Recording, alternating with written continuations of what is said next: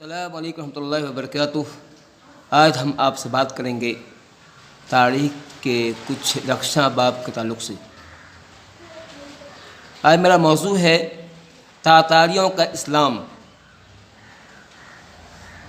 ترک یافس بن نوح کی اولاد میں سے ہیں۔ ان کی اولاد میں چنگیز خاں بہت بڑا طاقتور، شکتی شالی اور دور اندیش بادشاہ گزرا ہے۔ اس بادشاہ نے سمرقند اور بخارا کو جلا کر خاکستر کر دیا تھا، جس نے انسانوں کے سر کا پل بنایا تھا۔ بڑا ظالم جاور بادشاہ تھا۔ اس کا بیٹا تھا تولی خاں۔ تولی خاں کے 3 بیٹے تھے۔ ایک تھا منگو خاں جو قراقرم میں حکومت کرتا تھا، پوری منگول حکومت کا خان اعظم تھا۔ دوسرا بیٹا قبلائی خان جو چین میں منگول حکومت کا بانی تھا، اور تیسرا بیٹا ہلاکو خان تھا۔ مطلب یہ ہوا کہ ہلاکو خان جو تھا چنگیز خاں کا پوتا تھا۔ ہلاکو خان 1218 عیسوی میں پیدا ہوا اور 1256 میں ایران کا حاکم بنا۔ اس زمانے میں اسماعیلی شیعوں پر ظلم کر رہے تھے۔ اس نے ہلاکو خان سے مدد مانگی۔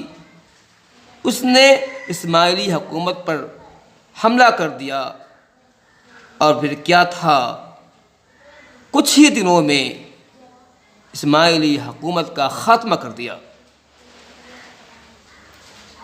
اس کے بعد ہلاکو خان نے بغداد کا رخ کیا۔ اس زمانے میں بغداد شیعہ سنی فساد کا گڑھ مانا جاتا تھا۔ شیعہ اور سنی آپس میں بھرے ہوئے تھے۔ اس زمانے میں جو بغداد کا خلیفہ تھا وہ معتصم باللہ تھا۔ اس کا ایک وزیر ابن القمی شیعہ تھا۔ اس نے موقع کو غنیمت جانا، دیکھا کہ ہلاکو خان بڑا فاتح ہے، اس کے پاس بڑی فوج ہے۔ اس نے ہلاکو خان کو دعوت دی کہ آپ آئیے، بغداد پر حملہ کیجیے، ہم آپ کا ساتھ دیں گے۔ پھر کیا تھا، اس نے بغداد پر حملہ کیا اور بغداد پر قہر بن کر ٹوٹ پڑا۔ خون خرابہ کیا، لوگوں کے خون سے ہولی کھیلا، مردوں کا قتل عام کیا، عورتوں بچوں کو غلام بنایا، اتنا خون بہایا کہ ندی کا پانی ان کے خون سے سرخ ہو گیا۔ اس زمانے میں ایک مثل مشہور ہوا کرتی تھی کہ اگر کوئی کہے کہ تاتاریوں کو شکست ہوئی ہے تو مت ماننا۔ تاتاریوں کا مسلمانوں پر اتنا رعب تھا اور مسلمان اتنے ڈرے ہوئے تھے کہ ایک تاتاری معمولی بچہ کھڑا ہوتا، تلوار لے کھڑا ہوتا اور کہتا، کسی مسلمان سے کہتا تم رکو، ہم گھر جاتے ہیں، تلوار لے کے آتے ہیں، تمہیں ہم کاٹیں گے۔ لیکن اس کی ہمت، مسلمان کی ہمت ہوتی کہ وہ بھاگ جائے، وہ کھڑا رہتا، وہ آتا اور تلوار کاٹ دیتا۔ یہ وہ زمانہ تھا۔ ہلاکو نے پورے بغداد کو تباہ کیا، پورے شہر کو 1298 میں برباد کر دیا۔ بغداد اس زمانے میں پوری دنیا کے لیے ریسرچ سینٹر تھا، تحقیق کا ادارہ تھا، تعلیم کا مرکز تھا، بڑی بڑی لائبریریاں وہاں تھی، علمی خزانے وہاں تھے، سب کو برباد کر دیا۔ تمام کتابوں کو دریا میں بہا دیا۔ کتابوں کی سیاہی کی وجہ سے عرصہ تک دریا کا پانی سیاہ رہا۔ لیکن چاہے انسان جتنا بھی طاقت استعمال کر لے، چاہے کتنا بڑا ظالم و جابر بادشاہ کے نو سے بھی موت آنی ہے۔ 1256 میں ہلاکو دردناک موت مرا۔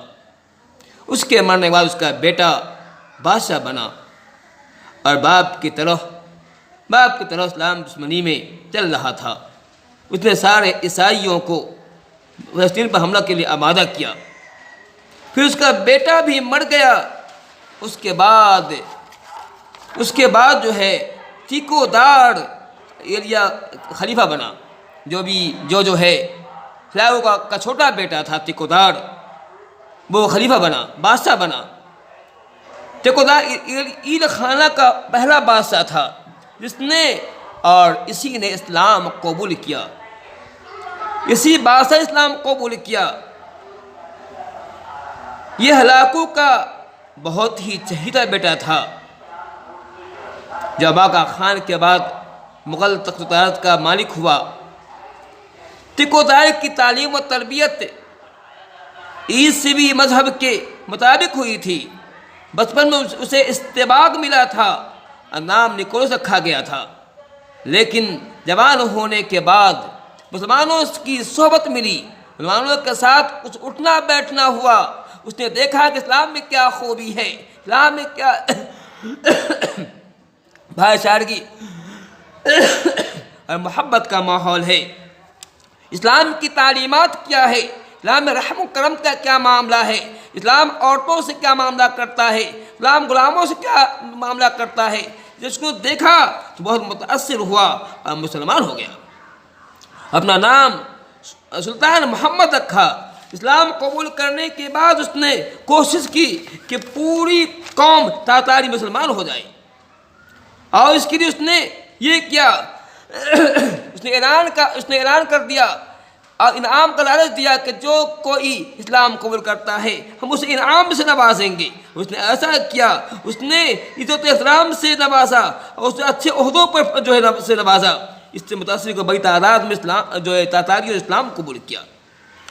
اسلام سے قبل ان کے نام سے ان کی سہولت و حیبت سے دنیا کانپتی تھی۔ دنیا بلکہ ہم یہاں پہ ایک شعر کہہ سکتے ہیں، کسی شاعر نے کہا ہے آیا قصہ تاتار کے افسانے سے کہ کعبے کو پاسبان مل گئے صنم خانے سے۔ دیکھیے ظالم و جابر قوم جو مسلمانوں پر ظلم و زیادتی کر رہی تھی آج وہی مسلمان ہو گئی۔ اور میں یہ کہہ رہا تھا کہ اسلام سے قبل ان کے نام سے ان کی سہولت و حیبت سے دنیا کانپتی تھی، تھر تھر کانپا کرتی تھی۔ ان کے عزم و ارادے کے سامنے پہاڑ جھک جایا کرتے تھے، سنگ خارا کی چٹانیں منہ ہو جایا کرتی تھی، لیکن جیسے ہی اسلام قبول کیا انہوں نے خونریزی کا سلسلہ بند کر دیا، چاہے تو امن و امان کو عام کیا۔ اس سے معلوم ہوتا ہے اسلام کے اندر کیا امن و سلامتی کا پیغام دیا گیا ہے۔ یہی بات تھا جب اسلام نہیں لایا تھا، ظالم و جابر تھا، اس کے نام سے دنیا کانپتی تھی، لیکن جب اسلام لے آیا دنیا کے امن و شانتی کا اس نے جو ہے امن مثال قائم کی۔ اس نے جو ہے اپنی تلوار کو روک لیا، ان کی تلوار جو خون کی پیاسی ہوا کرتی تھی اب وہ تلوار جو خون کی پیاسی نہ رہی بلکہ محبت کی پیاسی ہو گئی۔ اس نے دنیا کے اندر یہ کوشش کی کہ محبت کو عام کیا جائے۔ اسلام کی پیغام ہے، اسلام نے ناحق کسی کو جو ستانے ظلم کرنے اسلام نے منع کیا ہے، اس کا یہ پیغام تھا۔ حتیٰ کہ اسلام نے جانور کو بھی ناحق مارنے سے منع کیا ہے، اور بہت ساری احادیث بھی ہیں۔